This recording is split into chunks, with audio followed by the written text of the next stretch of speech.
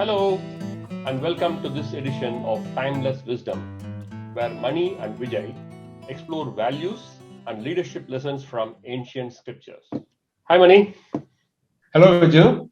Hi. As a part of Timeless Wisdom, which scripture and value are we discussing today? Yeah, so there are plenty of scriptures across different cultures and languages. We are going to discuss about Bhagavad Gita, an ancient Indian scripture, specifically chapter 13, where Krishna talks about 20 good values, which he considers as true knowledge. And in that, I'm going to talk about a specific value called Amaanithvam. Sounds interesting. So, what does Amaanithvam mean? Okay, Manitvam in Sanskrit means self conceit.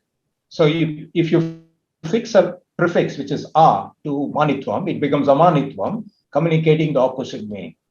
So Manitvam or self conceit is actually an exaggerated opinion somebody having about themselves or their skills or qualifications they may have acquired. When they don't find others responding the same way as they have an opinion, when they view their own skills in a glorified light, they feel disappointed. Wow, sounds very familiar in the corporate world. So I've seen this behavior typically among domain experts. So where they have an exaggerated thinking about their skills and contribution to the business, and they expect that the world to view them as they view themselves. And if that doesn't happen, they get upset about the whole thing. Absolutely. And you also find they're not really true team players for such people because they always think that whatever outcomes are achieved, it's always because of them, because they think, they have done much more than others and they're not rooted to the reality. True. I've seen that this behavior, those who have Manitvam, it manifests as inflated ego. And they tend to be easily hurt because they have a very fragile ego. And since they are looking at external validation to fill an internal void, they tend to become insecure, micromanage, which brings down the morality of the team. And generally, they have a closed thinking. And this person, because of all the things that is happening, they show up anxious, anger, and resentful also. Absolutely. Since they're looking for external validation, they're always speculating about what others are thinking about themselves, right? Yeah. So, Vijay, in these scenarios, when you come across in your coaching activity, so when you look at coaches who have this problem, so how do you help them in this?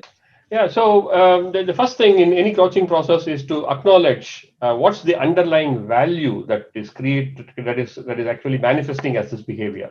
So in this particular thing about Manitvam, if you look at it, it's the self-esteem and self-respect, which are the values that they have. But what happens is when the values are overused, then it shows us the dark side, which is what is happening in this particular context. So it's about understanding what's happening, what is driving. That's the first thing. The second thing is to develop into self-awareness. So it's about trying to recognize what are the triggers for individual, what are the body signals that precedes this disempowering actions, and then there's a focused help to shift from reaction to response. That is a very empowering position for them.